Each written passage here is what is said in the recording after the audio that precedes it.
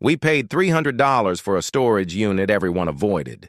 Inside, we found a receipt dated last week, and a photo of us taken before we even opened the door. My brother Jake and I run a YouTube channel called Lock and Loft. We buy abandoned storage units, dig through whatever people leave behind, and try to find hidden treasures. Most of the time, it's boring: old furniture, dusty books, broken electronics. But last Tuesday changed everything. Unit number 417 at A+. Storage in Bend, Oregon, went for dirt cheap. The manager leaned against the office door and told us people avoided it, not because of ghost stories, just because, in his words, it gives off a bad vibe. We laughed. Bad vibes mean cheap units, and cheap units mean views. When the metal door rolled up, the smell hit us first. Not rotten, not moldy, just wrong. Like old perfume mixed with dust and something metallic. Inside was a time capsule from the late 90s. A faded leather recliner, boxes of National Geographic magazines, old lamps and yellowed cardboard boxes. It looked untouched for decades. We started filming, joking about how someone's grandma probably lived here. Jake opened a sealed banker's box. We expected old documents or photo albums. Instead, it was full of office supplies, staplers, notepads, pens, and one thing that didn't belong: a modern CVS receipt. The date: last week. My stomach dropped. The items listed: antibiotic ointment, gauze, hydrogen peroxide. "This means someone's been here," I said. Jake joked it was probably the manager sneaking in, but his voice sounded forced. We started digging through the unit faster. Under the leather recliner, Jake felt something loose in the wooden floor panel. We lifted it. Underneath was a small metal lock box. No dust, no rust, like it was placed there recently. We crowbarred it open. Inside were Polaroid photos. The first photo showed a smiling family in front of the Space Needle: a mom, dad, and 2 kids.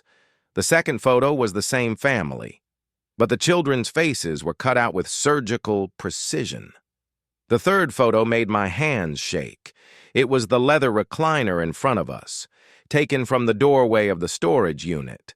On the white border, written in red ink, tomorrow's date. My phone buzzed. Unknown number.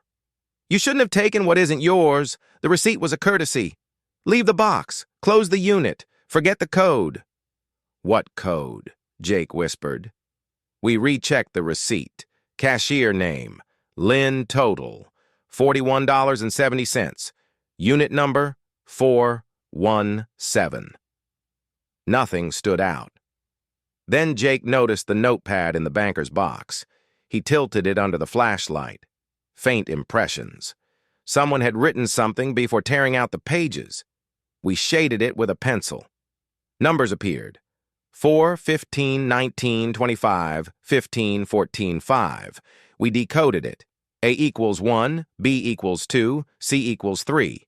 It spelled day 1. Another text came through. "Day 1 starts now. The family didn't listen either. Check the National Geographic, June 1998. We dug through the magazines. June 1998 was heavier than the others. Inside the centerfold, where the article should have been, was another Polaroid. It was us, walking from our truck to the storage office that morning, taken from across the street, before we even opened the unit. Someone had been watching us from day 1. We didn't finish filming. We didn't take anything. We rolled the door down, locked it, and left the storage facility without looking back. Later that night, we called CVS. The cashier, Lynn, actually remembered the man who bought the supplies. She said he paid cash. He was calm, polite, smiling, and he told her, "It's for a fresh start." We searched missing persons databases. A family disappeared in Washington in the late 90s. 2 children. Parents vanished. No bodies found. Their last known belongings were auctioned off in storage units. Unit number 417 had been opened and closed by different renters over the years, but nobody ever bought it. Until us. 3 days after uploading our video, we checked the storage auction website. Unit number 417 was back up for bidding. The current bid was already over $2,000. The username of the highest bidder? Fresh Start _001. And when we checked the security footage from the storage office that morning, there was a man standing across the street, holding a Polaroid camera, pointed directly at us. We think the family got their fresh start.